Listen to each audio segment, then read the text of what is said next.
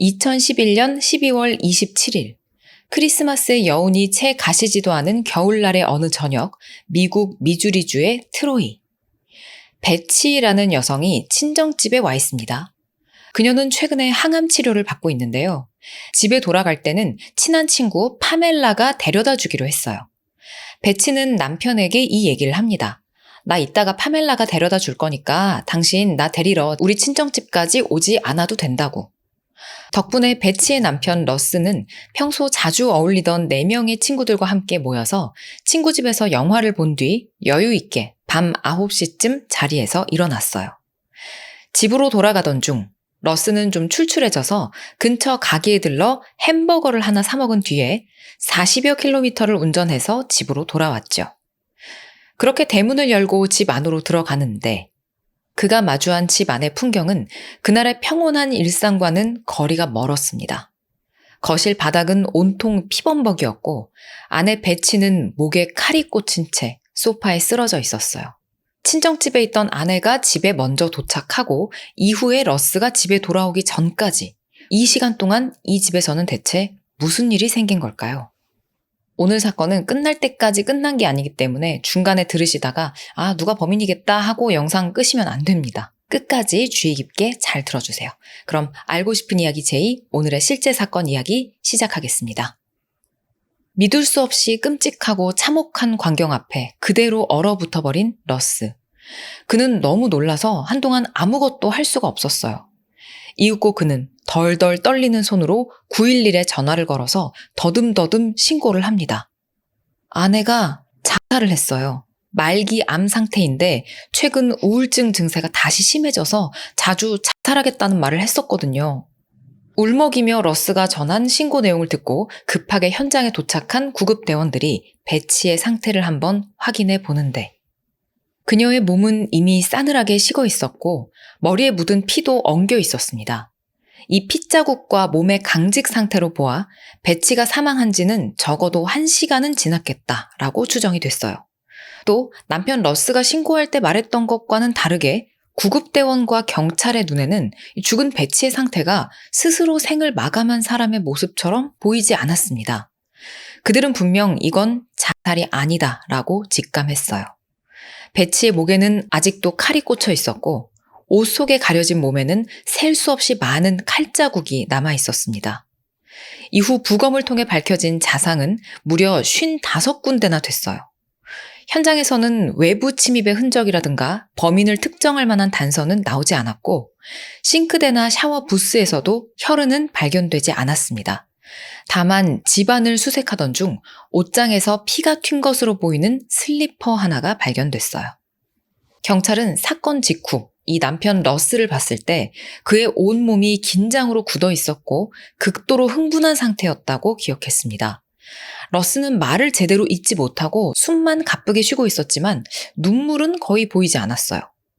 경찰은 그가 큰 충격에 빠졌을 거라고 생각을 하고 일단은 그를 순찰차로 데려가서 화제를 다른 곳으로 돌리며 우선 진정을 좀 시켜보려고 애를 씁니다. 그런데 어느 순간 러스는 마치 아무 일도 없었던 사람처럼 편안하게 말을 이어가더니 심지어 웃음까지 보이기도 했어요. 경찰은 아무리 우리가 이 사람을 진정시키려고 노력을 하긴 했지만 그렇기로써니 아내의 자살 장면을 목격하고 신고를 한 사람이 이렇게까지 금방 평온을 되찾는 모습이 뭔가 좀 의심스러웠습니다. 어쨌든 일단 부부 중에 한 명이 살해당했을 경우에 일반적으로 가장 먼저 의심해봐야 될 사람은 배우자이기 때문에 경찰은 러스를 경찰서로 데려가 조사를 하기 시작했어요. 근데 또 신문실에 혼자 남겨진 러스는 안 돼, 배치 이런 말들을 중얼거리면서 흐느끼기도 했고 두 손을 모은 채 눈을 감고 마치 기도를 하는 것처럼 보이기도 했습니다. 10시간이 넘는 신문 동안 그는 아내가 죽던 순간 자기는 현장에 없었으며 그녀를 죽이지도 않았다라고 주장했어요. 그러나 다음 날 러스의 진술과 달리 거짓말 탐지기 결과가 거짓으로 나오자 상황은 급변합니다. 경찰의 신문 태도는 점점 더 공격적으로 바뀌었고 러스는 아내를 잃은 불쌍한 남편이 아니고 배우자 살인 사건의 핵심 용의자가 돼버렸어요. 러스와 싱글맘 베치의 인연은 11년 전 우연한 만남에서 시작됐습니다. 2000년 두 사람은 자주 가던 주유소 편의점에서 처음 마주쳤어요. 이후 자연스럽게 인사를 나누고 대화를 주고받으면서 점점 더 가까워졌죠. 그렇게 두 사람은 자연스럽게 데이트를 이어가면서 연인 관계로 발전을 했고 그 해에 바로 결혼을 합니다. 결혼 후 두 사람은 베치가 이전 결혼에서 낳았던 두 딸 레아, 머라이어와 함께 트로이로 이사해서 새로운 삶을 시작했어요. 베치와 러스의 결혼 생활은 여느 부부처럼 좋은 시기도 힘든 시기도 있었습니다. 그러다가 관계가 좀 안 좋아질 때면 몇 차례 별거를 하기도 했고요. 그러던 2010년 베치가 유방암으로 유방절제술을 받게 되는데요. 담당 의사는 그녀가 앞으로 3년에서 5년 정도만 살 수 있을 거라는 진단을 내립니다. 외부로부터의 위기를 맞으면 내부로 조금 더 이렇게 똘똘 뭉치게 되잖아요. 너무나 가슴 아픈 큰 충격이었지만 러스와 베치는 서로를 위로하면서 이 어려움을 함께 극복하기로 약속했어요. 후에 러스는 이 힘든 시기에도 서로를 이해하고 노력했던 이 시간이 부부 생활 중에 가장 행복한 순간이었다고 회상을 했습니다. 러스는 얼마 후 베치와 함께 크루즈 여행을 떠나기로 계획을 했었다며 아내의 죽음을 너무나도 안타까워했어요. 자, 일단 여기까지 들으셨을 때 여러분이 보시기에는 어떠신가요? 남편 러스가 범인인 것 같나요? 의심스러운 부분도 분명히 확실히 있긴 있지만 결정적인 단서 없이 함부로 판단을 내릴 수는 없겠죠. 그럼 이 남편 러스 말고 또 누가 용의자가 될 수 있을까요? 이야기 초반에 베치가 친정에 갔을 때 그녀를 집으로 데려다 준 사람이 있었잖아요. 베치가 살아있는 모습을 마지막으로 본 사람. 바로 베치의 친구 파멜라가 있었죠. 경찰은 파멜라의 증인 조사를 진행합니다.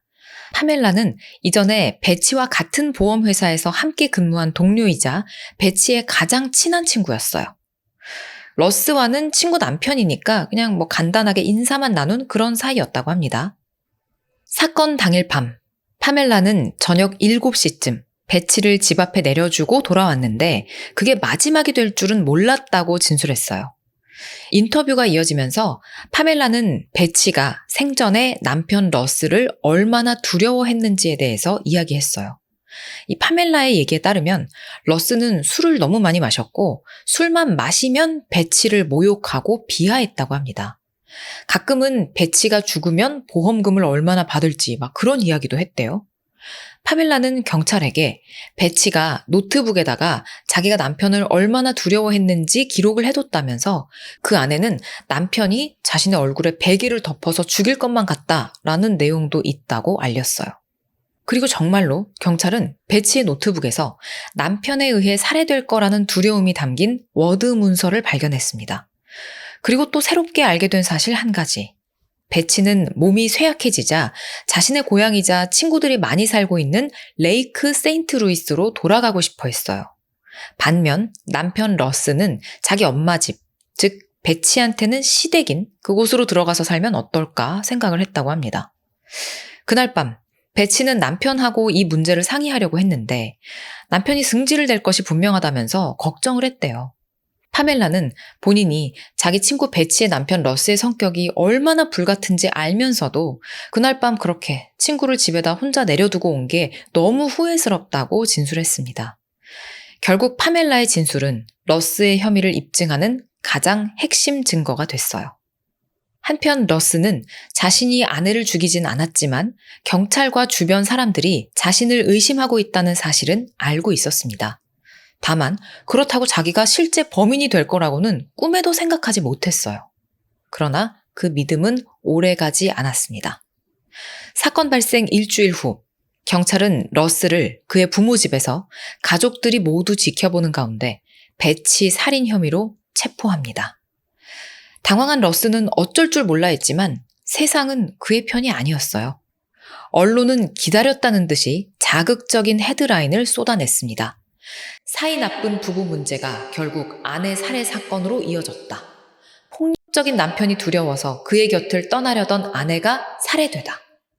끝내 아내를 죽인 폭력적인 남편 등등등. 재판이 시작되기도 전에 이미 세상은 러스를 아픈 아내를 잔인하게 살해한 비정한 남편으로 단정지어버렸어요. 그렇게 공공의 적이 되어버린 러스의 악몽이 시작됐습니다. 경찰의 사건 보고서를 꼼꼼히 살펴보던 러스의 변호인은 왜 경찰이 파멜라에 대해서 철저한 조사를 진행하지 않았는지 의문을 품었어요. 여러분도 아시다시피 파멜라는 베치를 마지막으로 목격한 사람이잖아요. 살아있을 때. 게다가 그녀의 진술은 상황에 따라서 일부 달라지기도 합니다. 특히 베치를 내려준 이후의 알리바이 또한 명확하지가 않았어요. 근데 앞에 이런 약간 불확실한 거 다 제치고 진짜 확실하고 놀라운 사실 한 가지가 있었는데요. 바로 파멜라가 베치의 사망보험금 15만 달러의 단독 수혜자였다는 사실입니다. 그것도 베치가 사망하기 불과 딱 4일 전에 변경된 거였죠. 역시나 또 보험살인인 걸까요? 그리고 경찰은 아직 이걸 조사를 안 한 걸까요? 아닙니다. 이미 파악이 된 사실이에요. 경찰도 사실 이 보험의 수혜자 변경 사실을 이상하게 여기고 파멜라한테 확인을 한 적이 있었습니다. 당시 파멜라의 답변은 이러했어요. 베치는 자기가 죽고 나서 남편이 자기 딸들에게 보험금을 안 주면 어쩌나 걱정을 했어요. 딸들은 아직 어려서 돈 관리를 제대로 하지 못할 것 같아서 불안하다고 하더라고요. 그래서 제가 베치한테 보험의 수혜자를 나로 바꿔놓으면 내가 돈 나중에 잘 관리하다가 너네 딸들한테 전해줄게 하고 약속을 한 거예요. 경찰은 이미 러스를 범인으로 확신하면서 모든 수사를 그에게 집중하고 있어서인지 파멜라의 이 말을 그대로 믿고 그녀에 대한 조사는 더 이상 진행하지 않았습니다. 반면에 러스는 사건 당일 밤 나름대로 확실한 알리바이를 가지고 있었음에도 불구하고 경찰의 의심의 눈초리에서 벗어나지 못하고 있어요. 기억하시죠? 사건 당일 밤에 그는 베치가 나 안 데리러 와도 된다 하는 얘기를 듣고 친구들 만나러 갔었잖아요. 그는 당시 4명의 친구들과 함께 시간을 보냈고 그게 그의 확실한 알리바이였습니다. 하지만 경찰은 오랜 친구 사이였던 그들의 증언을 그다지 신뢰해주지 않았어요. 경찰은 러스의 진술을 듣고 실험을 한 가지 직접 해보는데요. 러스 친구의 집에서 러스의 집까지 직접 운전을 하면서 그 소요 시간을 재본 거예요. 이때 최대한 빠르게 운전을 해보니까 총 23분이 소요가 됐습니다. 근데 러스가 처음에 신고했을 때 시각부터 쭉 계산을 해보니까 그날 밤에 아무리 집으로 빨리 운전을 했다고 해도 범행을 할 수 있는 시간이 말이 안 되게 부족한 거예요. 그러자 경찰은 중간에 러스가 햄버거를 사 먹었다고 했던 진술도 거짓말이라면서 무시해버렸습니다. 하지만 이후 러스의 차 뒷좌석에서 구겨진 영수증과 함께 결제 시각까지 확인이 됐어요. 그래서 경찰은 어쩔 수 없이 시간을 다시 계산합니다.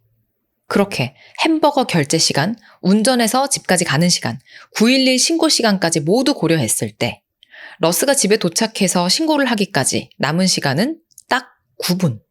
경찰의 모든 계산에 따르면 러스는 단 9분 만에 아내를 55번이나 찌르고 지문과 혈흔을 완벽히 제거한 뒤에 911에 신고를 했다라는 얘기가 되는 건데요. 더군다나 경찰이 출동했을 당시에 러스는 식당 카메라에 찍혔던 그 옷 그대로 입고 있었어요. 그러니까 옷을 갈아입지 않고 있었단 얘기죠. 그런데 그의 몸에는 혈흔이 묻어있지 않았고요.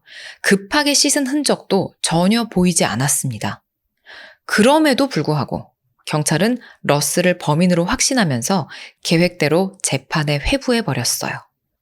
재판에서 검찰은 아내 베치가 남편 러스를 두려워했다는 친구 파멜라의 증언과 그런 내용이 담겨있던 베치의 노트북 속 문서, 그리고 러스의 옷장에서 발견된 혈흔이 묻은 슬리퍼를 살인의 증거로 제시했습니다. 반면 변호인은 러스와 함께 있었던 4명의 친구들의 증언, 그리고 정말로 러스가 친구 집에 있었다는 휴대폰 위치 기록, 직접 증거가 부족하다는 점, 그리고 파멜라의 범행 가능성까지 들어서 러스의 무죄를 주장했어요. 검찰은 변호인이 내민 이 러스의 알리바이를 계속 반박합니다. 러스가 이 휴대폰을 일부러 친구 집에 놔두고 집에 아내를 죽이러 다녀왔을 거다. 그리고 러스의 친구들은 러스 편을 들어주느라고 지금 거짓 알리바이를 제공하면서 살인을 공모했을 것이다. 라고 주장을 해요. 러스는 재판 내내 자기는 아내를 살해한 범인이 아니다 라고 항변을 했지만 그의 말에 귀를 기울이는 사람은 거의 없었습니다. 이미 여론은 그를 병든 아내를 참혹하게 살해한 비정한 남편으로 몰아갔고 배심원들도 같은 생각을 하고 있었어요. 결국 배심원은 제시된 증거를 바탕으로 러스에게 유죄 판결을 내렸고 재판부는 가석방 없는 종신형을 선고합니다.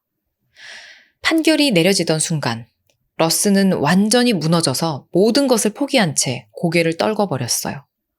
러스의 가족과 친구들은 그가 유죄라는 증거보다 무죄를 입증할 알리바이와 증거가 더 많다며 재판 결과를 규탄했고요. 이 변호인은 일반인으로 구성된 배심원단이 암에 걸린 아내를 살해한 남편이라는 선입관과 여론에 치우쳐서 러스를 유죄로 인정했다고 판단했어요. 이에 러스를 설득해 2015년 배심원 없는 판사 단독 항소 재판을 청구합니다. 항소 재판에서 변호인은 경찰이 이미 러스를 범인으로 단정하고 거기에 모든 상황을 끼워 맞췄다고 주장했어요. 그러면서 검찰이 제시했던 러스의 유죄 증거가 얼마나 허술했는지를 논리적으로 조목조목 지적해 나갑니다. 특히 최대 9분이라는 제한된 시간 안에 피해자를 55번 찔러서 살해하고 현장에 지문이나 흔적도 남기지 않은 채 옷에도 혈흔 없이 모든 범행을 처리하는 건 불가능하며 검찰이 이를 반박할 증거가 부족하니까 그냥 러스 친구들의 증언을 거짓으로 몰아갔다고 강조했어요. 사실 검찰도 끝끝내 러스의 친구들을 위증죄라든가 살인 공모죄로 기소하지는 않았거든요. 정말로 위증이나 살인 공모가 의심이 된다면 기소를 했겠죠. 변호인은 이렇게 러스의 무죄를 주장함과 더불어 배치와 마지막까지 함께 있었던 친구 파멜라의 범행 가능성도 지적을 합니다. 배치의 사망보험금 수혜자가 그녀가 죽기 나흘 전에 딱 파멜라로 교체된 사실과 그날 밤 파멜라의 알리바이가 명확하지 않은 점을 주로 공략했어요. 결국 판사는 증거의 대부분이 정황 증거이거나 범행 가능성이 있는 파멜라의 증언에 의존하고 있다면서 원심 판결을 파기했습니다. 2015년 11월 3년이 넘는 수감 생활 끝에 러스가 풀려났어요. 그리고 사람들의 관심은 이제 자연스럽게 파멜라에게 쏠리기 시작했습니다. 시간은 흘러 2016년 8월 16일이 됐어요. 파멜라에게 믿기 힘든 일이 벌어집니다. 파멜라가 평소처럼 집으로 돌아와서 차를 주차하려던 순간 갑자기 괴한이 차 안으로 뛰어들었어요. 괴한은 파멜라의 목에 칼을 들이대면서 은행으로 가자고 협박을 합니다. 그녀는 실랑이 끝에 겨우 차에서 빠져나와서 집 안으로 달려갔어요. 그리고는 얼른 침실로 달려가서 총을 집어듭니다. 파멜라는 곧바로 911에 전화를 걸어서 강도가 칼을 들고 자신을 따라 집 안으로 들어왔다며 다급하게 도움을 요청하는데요. 그 순간 빵 하는 날카로운 총소리가 울려 퍼졌습니다. 파멜라가 자신에게 달겨들던 괴한의 가슴에 총알을 발사한 거였어요. 곧이어 경찰이 파멜라의 집에 도착했고 현장에서 사망한 괴한에 대한 조사가 시작됩니다. 그런데 이 괴한의 주머니 안에서 $900의 현금과 함께 의문의 메모가 하나 발견됐어요. 그 메모에는 파멜라를 납치해서 은행으로 데려가 거기서 러스의 돈을 되찾고 그중 $10,000는 네가 가져. 그리고 그녀를 살해해. 라는 살인 청부 지시가 적혀 있었습니다. 파멜라가 비록 사람을 쏴 죽이긴 했지만 경찰은 이 사건을 정당방위라고 판단하고 파멜라에게 몇 가지 질문을 한 뒤 그녀를 풀어줬어요. 이 파멜라를 공격했던 괴한의 신원은 33세 청년 루이스 건펜버거였습니다. 이 루이스는 2015년 자동차 사고로 뇌 손상을 입어서 이후로도 육체적, 정신적 장애를 겪고 있었어요. 운전을 할 수가 없었기 때문에 항상 걸어 다녔고 손으로 물건을 꽉 쥐는 행동을 하기도 어려워했으며 논리적으로 말하는 것조차 힘들어했습니다. 경찰은 이런 사람이 다른 사람의 돈을 빼앗고 살인을 청부받았다는 사실을 사실 좀 믿을 수가 없었어요. 이 일은 단순 강도 사건이 아니라 뭔가 숨겨진 내막이 있다고 판단할 수밖에 없었습니다. 특히 메모 내용에 하필 얼마 전에 무죄로 풀려난 러스가 언급된 점이 뭔가 이상하잖아요. 이때는 이제 배치 사건과 관련해서 러스는 풀려나고 파멜라는 내사 중이었거든요. 경찰은 이 연관성을 수상히 여기고 파멜라의 행적을 본격적으로 수사하기 시작합니다. 그러자 파멜라의 카드 사용 내역에서 뭔가 이상한 점이 포착됐어요. 이 괴한 루이스가 사용했던 칼이랑 메모지를 구매한 내역이 이 파멜라의 카드 사용 내역서에서 발견된 거예요.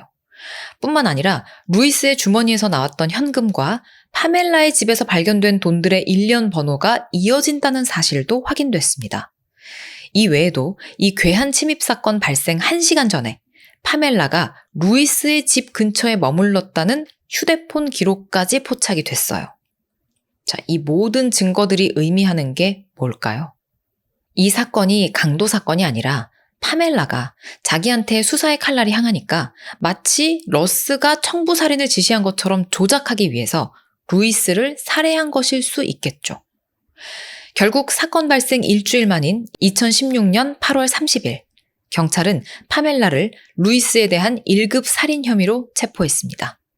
그러니까 강도 사건의 피해자로 신고를 했다가 오히려 본인이 살인 혐의로 잡혀간 거예요. 도대체 파멜라 이 여자는 무슨 일을 어떻게 꾸민 걸까요? 그래서 결국 그녀의 운명은 또 어떻게 될까요? 재판에서 검찰에 따르면 파멜라는 자신을 방송 프로듀서라고 속여서 루이스에게 접근했습니다. 그래서 우리 911에 전화를 거는 강도 사건 현장을 한번 재현해보자 라고 유인을 한 거예요. 그러니까 본인이 루이스를 직접 섭외한 거죠. 그렇게 이후 그를 자신의 집으로 데려온 뒤에 파멜라는 911에 전화를 걸고 실제 강도 사건이 일어난 것처럼 신고를 하고는 정당방위인 척 루이스를 살해했다는 거죠. 검찰은 이를 입증하기 위해서 파멜라의 카드 사용 내역과 함께 현찰의 일련 번호 등 물적 증거들을 제출했어요. 또한 캐롤 맥가피라는 여성을 증인으로 내세웁니다. 캐롤은 루이스가 살해되기 6일 전 한 여성이 PD라며 접근을 해서는 $1,000를 줄 테니까 911 신고 전화 상황을 재현해보자 라고 유인했다며 경찰에 신고를 했었습니다. 그러니까 루이스 이전에 다른 사람한테도 파멜라가 마술을 뻗쳤던 거죠. 증언석에 나온 캐롤은 그 여성이 분명히 파멜라가 맞다고 명확하게 증언을 했어요. 파멜라는 이런 식으로 캐롤을 유인하려다가 실패하자 이후 루이스에게 같은 방식으로 접근을 했던 겁니다. 다만 파멜라는 이 루이스한테 어떤 신체적인 장애가 있다는 사실을 제대로 파악을 하지 못했어요. 결국 그녀의 계획은 실패로 돌아간 거죠. 여러 가지 물적 증거에 증인까지 자신의 유죄가 확정될 게 분명해지자 파멜라는 돌연 알포드 플리를 요청하는데요. 알포드 플리, 이게 뭐냐면 피고인은 자신의 무죄를 주장하는데 검찰이 제시한 증거를 인정하고 유죄를 받아들이는 협상 방식입니다. 그러니까 쉽게 말하면 자기가 범죄를 저지른 건 아닌데 처벌을 피할 수 없음을 인정하고 형량을 줄이기 위해서 타협하는 것이다 라고 할 수가 있겠죠. 결국 재판부는 재판을 종료하고 파멜라에게 사형 대신 가석방 없는 종신형을 선고했어요. 근데 이건 이 강도 조작 사건에 대한 결과일 뿐이죠. 우리가 지금 가장 궁금한 건 오늘의 중심 사건인 배치 살인 사건에 대해서는 어떤 결론이 나오느냐 하는 거잖아요. 자, 지금부터 작은 반전과 함께 이 모든 사건의 결과 정리해서 말씀을 해드릴게요. 그리고 그 다음에는 쿠키 영상이 이어집니다. 영상 끝까지 지켜봐 주세요. 자, 사실 이야기 앞부분에서 저 역시도 러스가 범인일 거라고 확신을 했었습니다. 이것도 남편이 범인이네 그렇게 생각을 했었거든요. 그런데 러스는 그냥 조금 거친 모습이 있었고 아내와 투닥거리긴 했지만 범인은 아니었던 겁니다. 진실이 밝혀지고 나서 러스는 나는 항상 배치를 그리워했고 앞으로도 항상 그녀를 사랑할 거예요 라는 소감을 밝혔는데요. 아까 제가 말씀드렸던 작은 반전이 이제 여기서 나옵니다. 굉장히 아이러니하게도 러스는 이렇게 말을 해놓고서 파멜라의 재판 과정에서 파멜라를 봤었다. 저 사람이 나도 유인하려고 했었다. 라고 증인 진술을 했던 캐롤 있었잖아요. 이 캐롤과 사랑에 빠집니다. 예. 그렇게 캐롤과 연인이 된 러스는 파멜라 저 여자가 평생 다른 사람한테 이로운 일이라고는 하지를 않았겠지만 의도치 않게 나한테는 새로운 사랑을 만나게 해줬다라고 말하기도 했어요. 과거의 아픔과 교도소에 갇혀있던 시간을 치유하기 위해서 러스는 새 연인 캐롤과 캠핑이랑 여행을 자주 즐기면서 살아가고 있다고 합니다. 자, 그리고 검찰은 배치의 살인사건에 대한 재수사를 통해서 2021년 7월 파멜라를 추가 기소해서 재판에 회부했어요. 파멜라는 무죄를 주장하고 있고 현재도 재판은 진행 중입니다. 자, 과연 결과가 어떻게 나오게 될까요? 여러분은 어떻게 예상하시는지 댓글에 많이 남겨주세요. 이거 오늘 제일 친한 친구에 의해서 살해당한 그런 얘기잖아요. 그러니까 뭐 아직 재판 결과는 안 나왔지만 여러 가지 증거도 있고 재판 결과가 거의 저는 개인적으로 파멜라가 유죄를 받을 거라고 생각을 하는데 우리나라에서도 가장 친한 친구가 자기 친구를 죽여놓고서 이것 때문에 남편이 의심받았던 그런 사건이 기억이 나요.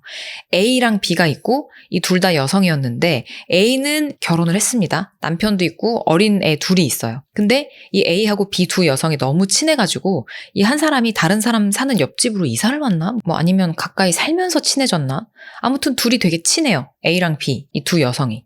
근데 A가 너무 행복하게 잘 먹고 잘 살고 남편이랑 사이도 좋고 이렇게 사는 모습이 배가 아팠던 B가 어느 날 A네 집에 놀러 가서 우리 이거 다 같이 눈 가리고 무슨 뭐 숨바꼭질인가 잡기놀이인가 아무튼 그런 놀이 같은 걸 하자라고 제안을 한 거예요.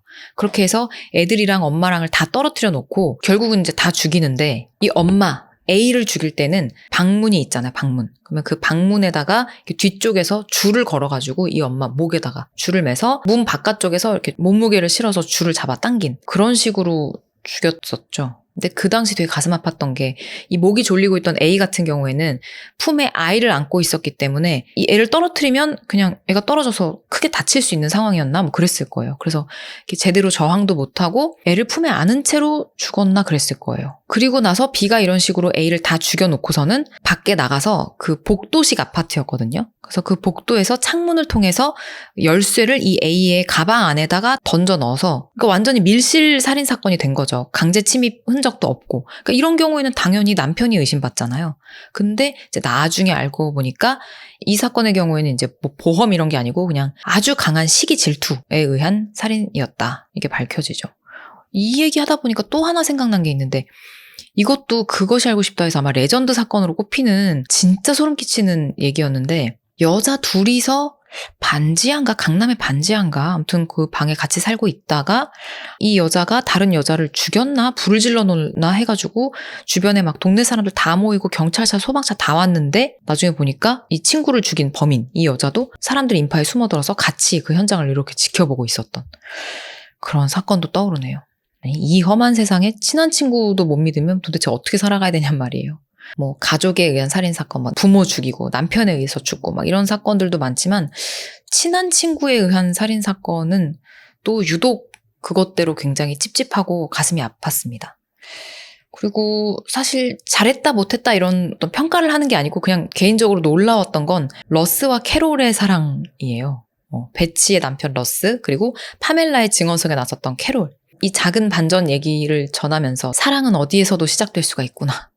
그런 생각이 들었습니다. 파멜라 이 여자는 진짜 뭐 어떻게 돼먹은 여잔지 제일 친한 친구를 보험 수익자로 지정해놓고 그러니까 친구가 걱정하는 걸 보고 야, 내가 니네 딸 책임져 줄 테니까 그 기회를 완전히 이용한 거잖아요. 이런 식으로 얘기하면서. 또 너무 소름 끼치고 그런 강도 조작 쇼까지 한 것도 어마어마하고 아마 드러난 게 이 정도지 살아오면서 별 희한한 짓거리를 많이 했을 것 같아요. 파멜라 이 여자.